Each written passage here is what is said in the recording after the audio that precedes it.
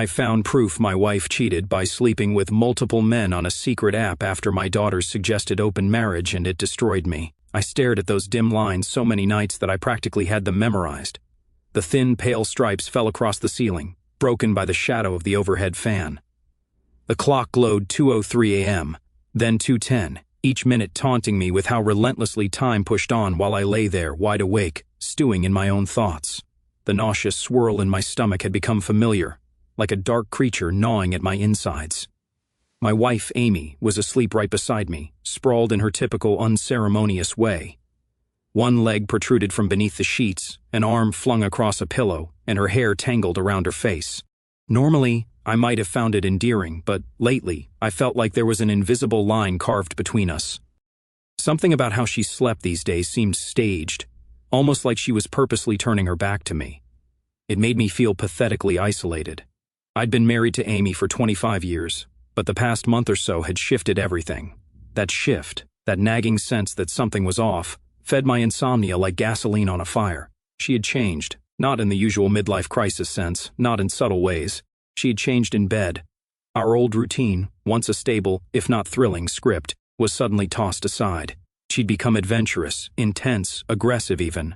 She tried new positions we'd never discussed, touched me in ways she used to dismiss with a disgusted shrug, and moaned like she was auditioning for a movie. You'd think I'd be thrilled, and part of me was at first. But the abruptness raised red flags the size of billboards. Where had she learned this? Why now, after 2.5 decades of fairly predictable sex? My suspicious mind offered a single gut-wrenching possibility: she must be copying someone else's moves, or at least practicing for them. It sounded insane, but once I latched onto it, I couldn't shake the notion. A friend of mine, half drunk, had once joked, "Yeah, that's a big giveaway. If your wife goes from boring to superstar in the sack, check her phone." He'd meant it lightheartedly, but I took it to heart. Then I started noticing more. She had new outfits, wore perfume to the supermarket, rarely let her phone out of her sight, and changed the lock code. I felt the swirling dread intensify each day. I caught myself anxiously scanning her face, trying to spot guilt or secrets.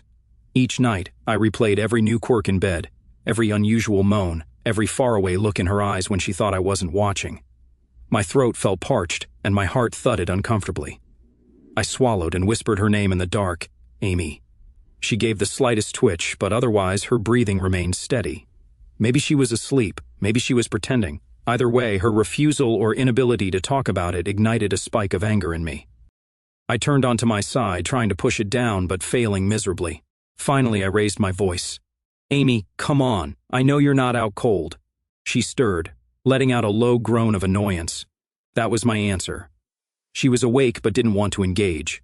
My pulse spiked. I hated the idea that she was ignoring me on purpose, especially when I felt like I was about to explode. "Why have you changed in bed?" I asked loudly.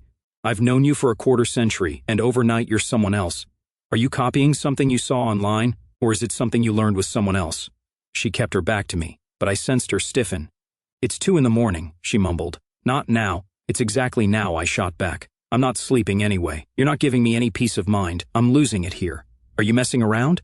Is that why you've—" She rolled onto her back, hair spilling across the pillow.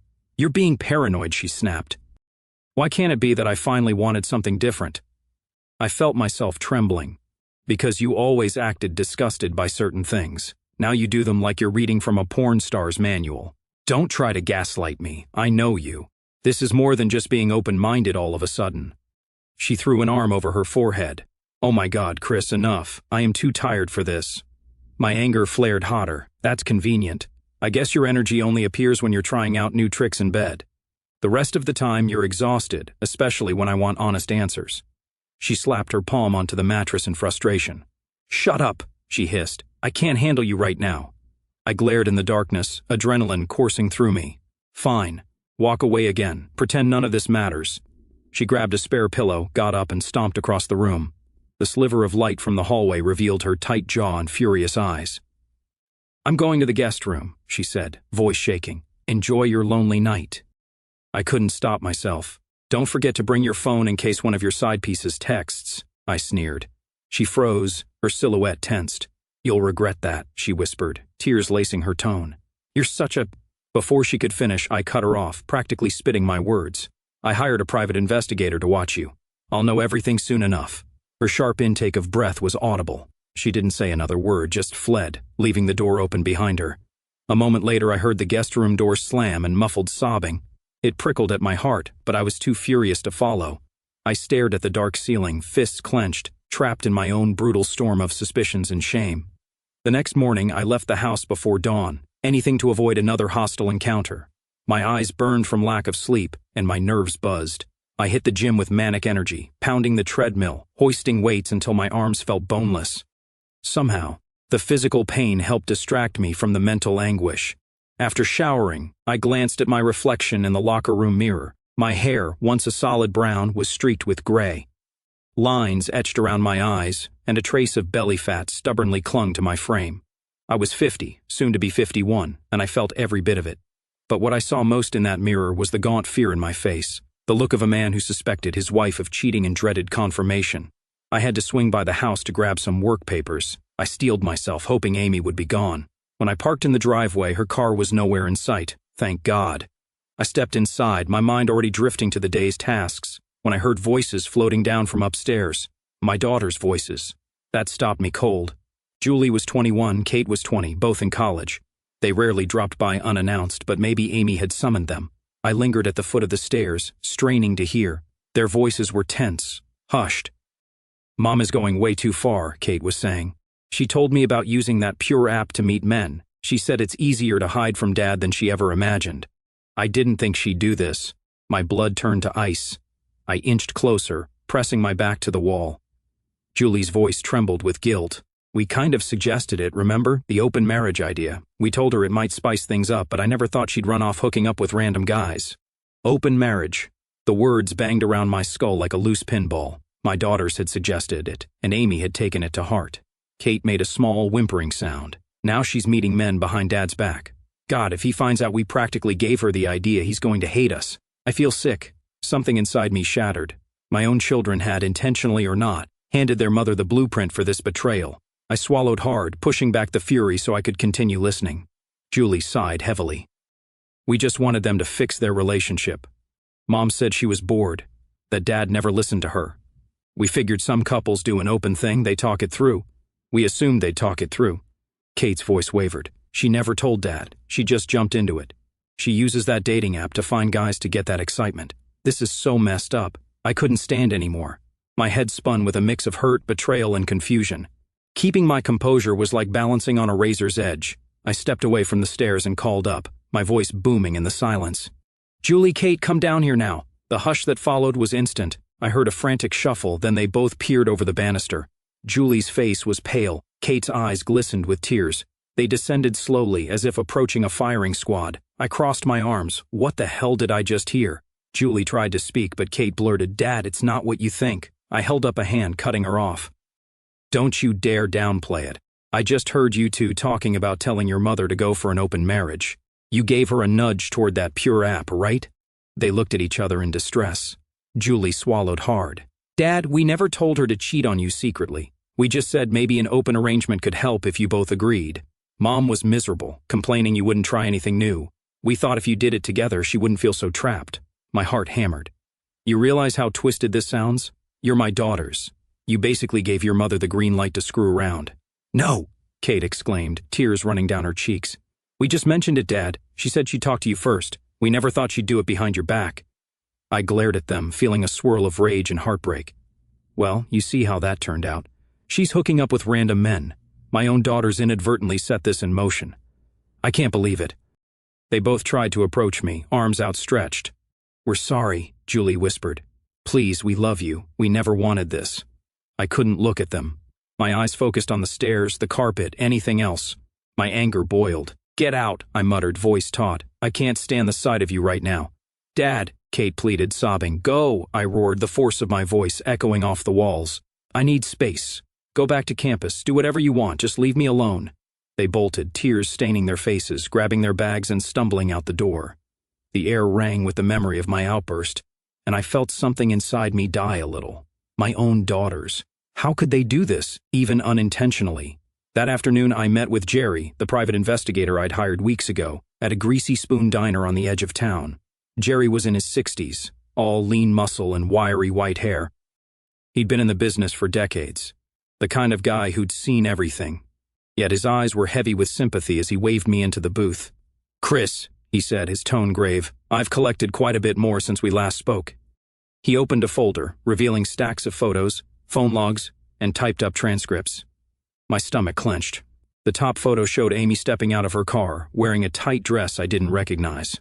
Another showed her entering a motel off the highway, arms linked with some bald man. The timestamps were just days apart. I forced myself not to look away. Jerry tapped the first picture.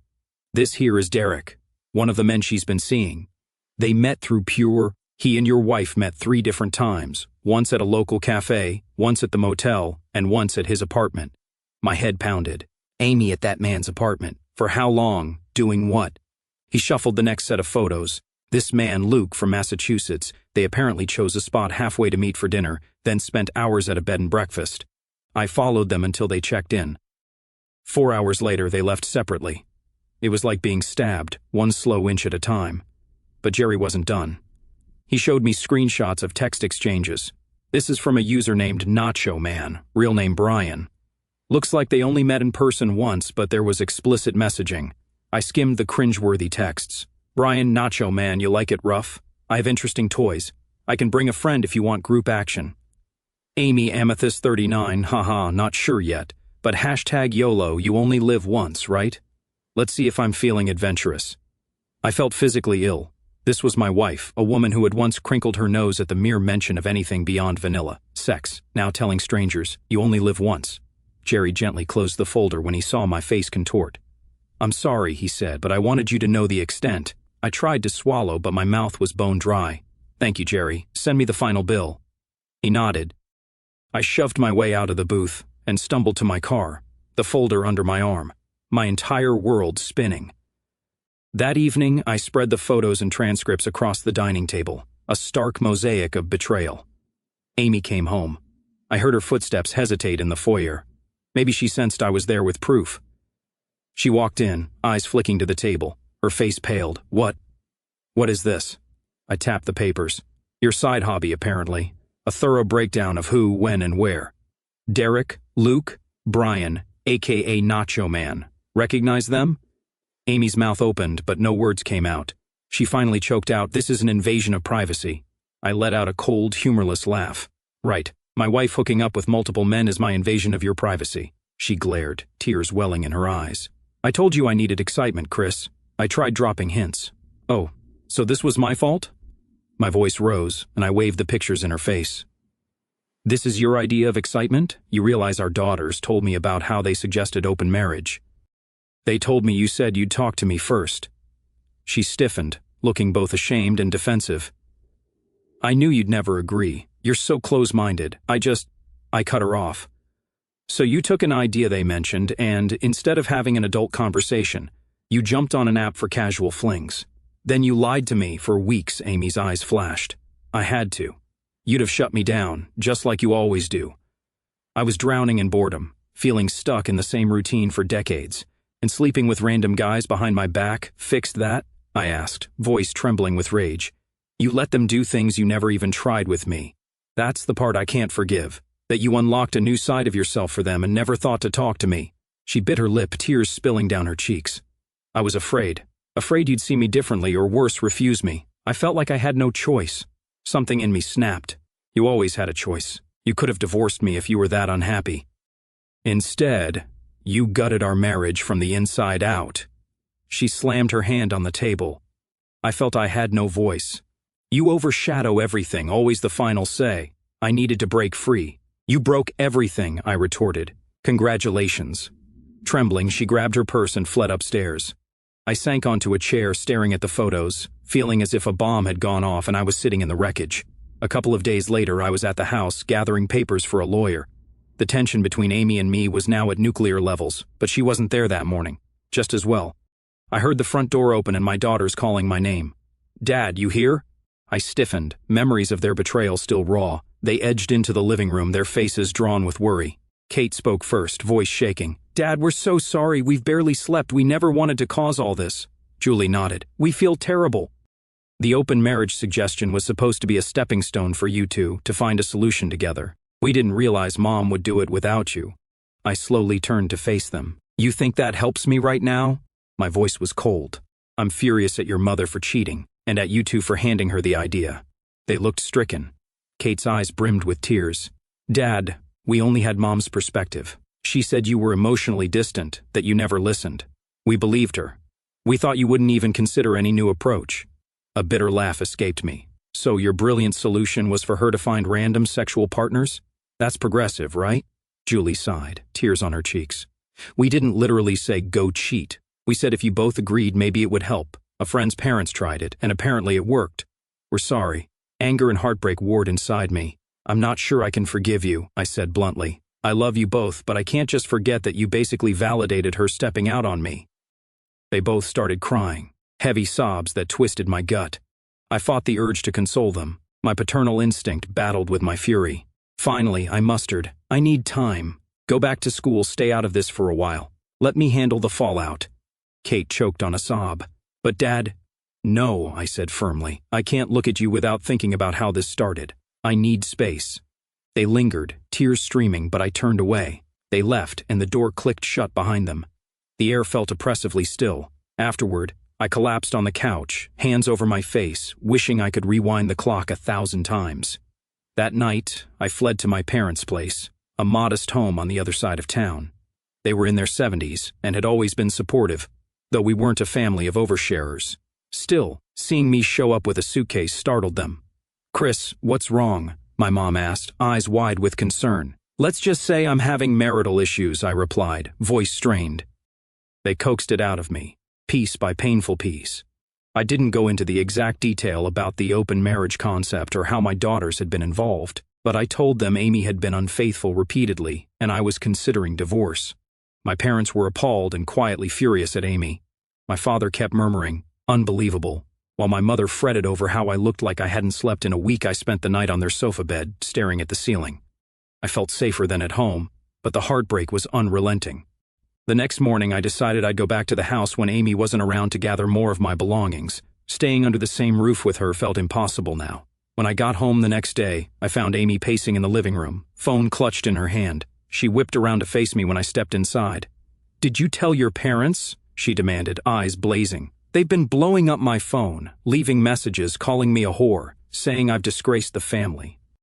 I dropped my keys on the counter with a clatter. Yes, I told them. They asked why I left. I told them the truth. Her face twisted in rage. You had no right to turn them against me. This is our private matter. Hard to call it private when you're hooking up in motels, I snapped. You humiliated me, so I don't really care about your social discomfort now. Her knuckles whitened around the phone. Do you enjoy seeing me vilified? Is that what this is about? I let out a sharp breath. Spare me. You're strutting around as if you're proud. You told the girls you were bored. You told them about hooking up with men from an app. I have no sympathy for your poor me routine. She advanced on me, eyes glistening with tears. You don't understand how stifling our marriage was. You never listened to my needs. Everything had to be your way, and I was desperate. Desperate enough to go behind my back with 6 men? My tone was pure venom. If it was so bad, you should have left first. She shook her head, tears finally spilling. I messed up, okay? But you're not a saint. Look in the mirror. Oh, I have, I barked, and I see a man who's been lied to. A man who's done with your excuses. I'm filing for divorce. For a moment her face crumpled, as though she might plead with me. Then, like a switch flipped, she sneered. Fine.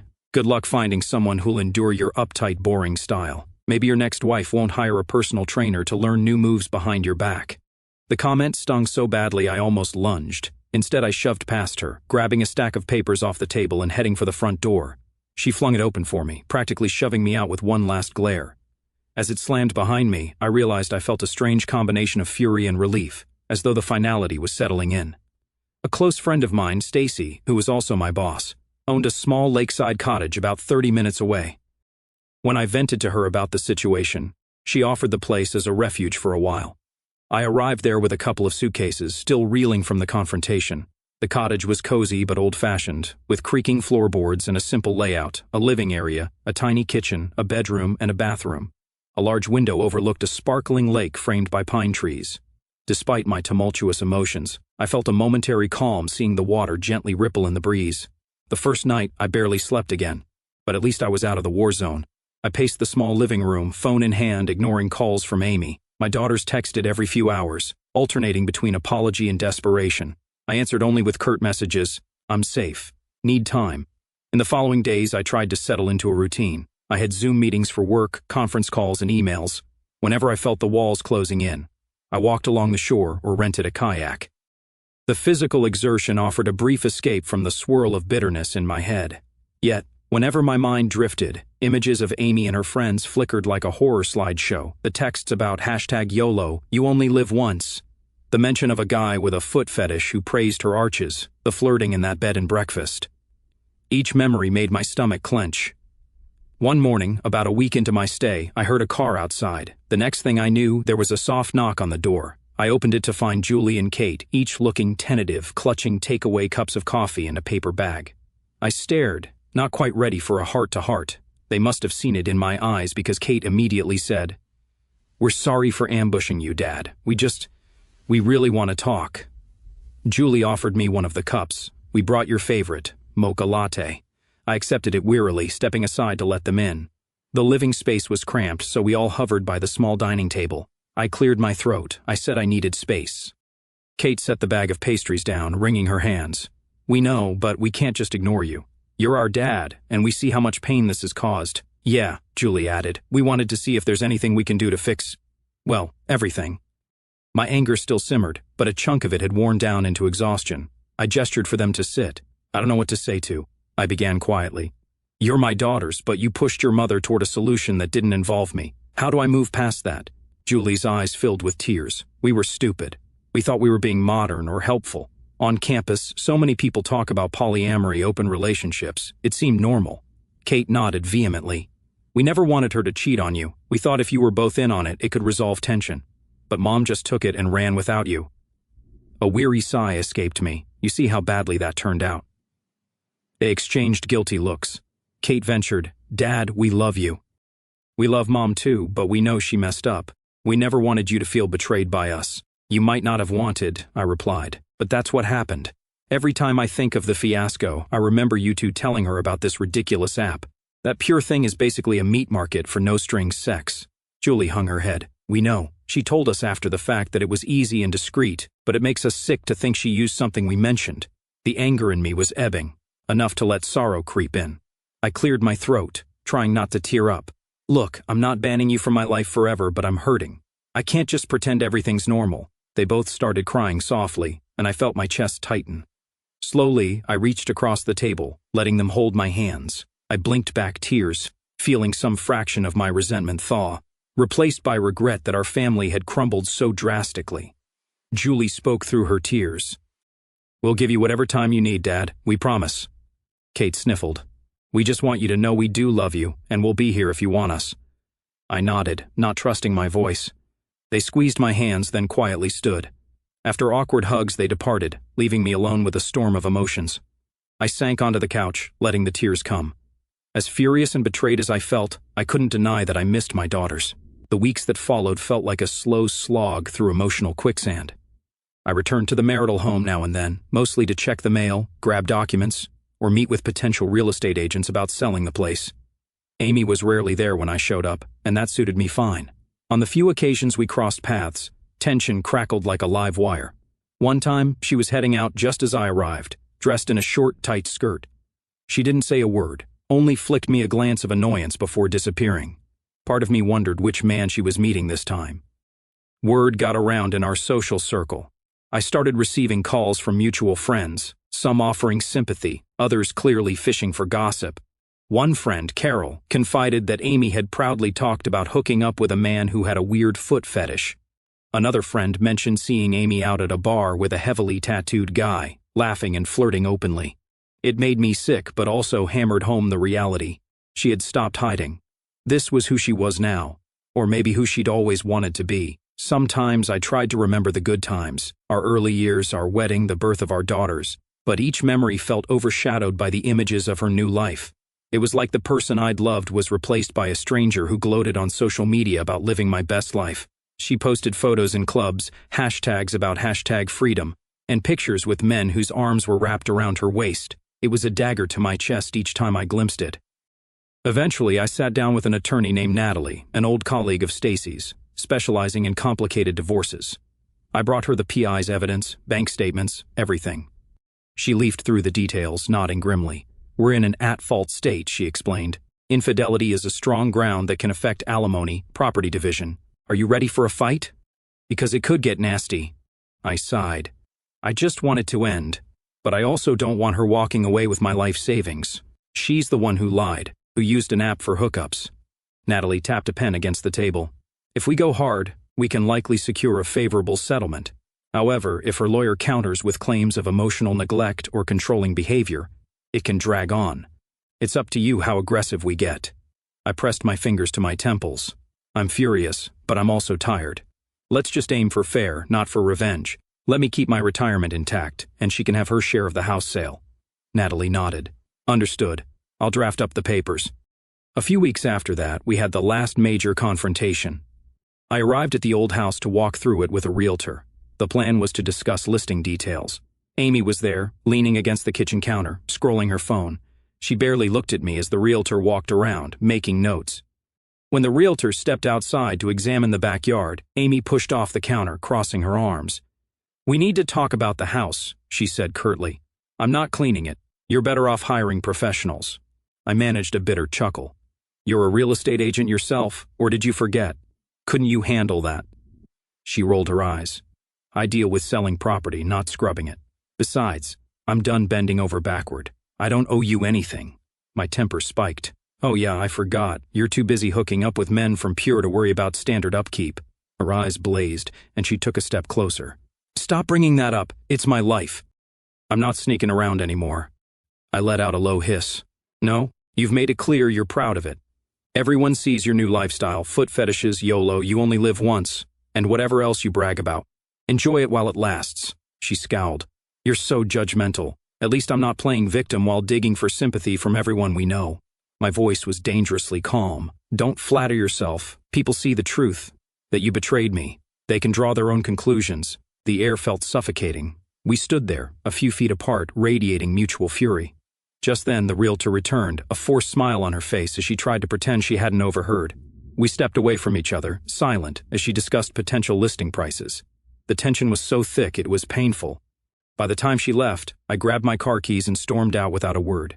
Amy didn't stop me. The day the divorce finalized was a cold, gray morning. Amy and I sat silently side by side, our lawyers doing most of the talking. The judge asked a few perfunctory questions, then made it official with a gavel. Just like that, 25 years of marriage ended in a bland, curt legal proceeding. Outside the courthouse, we parted ways without so much as a handshake. I watched her climb into her car. She avoided eye contact, face set. I felt a weird cocktail of relief, sorrow, and bitterness swirl in my chest. I thought about the day we'd walked out of a different building, newly married, everything ahead of us.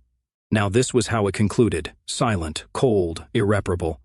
I tried not to dwell on what she would do next, probably another string of men from that app, another round of bar hopping. I'd heard she sold her share of the house and rented a swanky condo near downtown, close to the clubs and nightlife she wanted to live out her version of freedom. Fine, let her. I was done chasing illusions. Officially free, I remained in the cottage a while longer.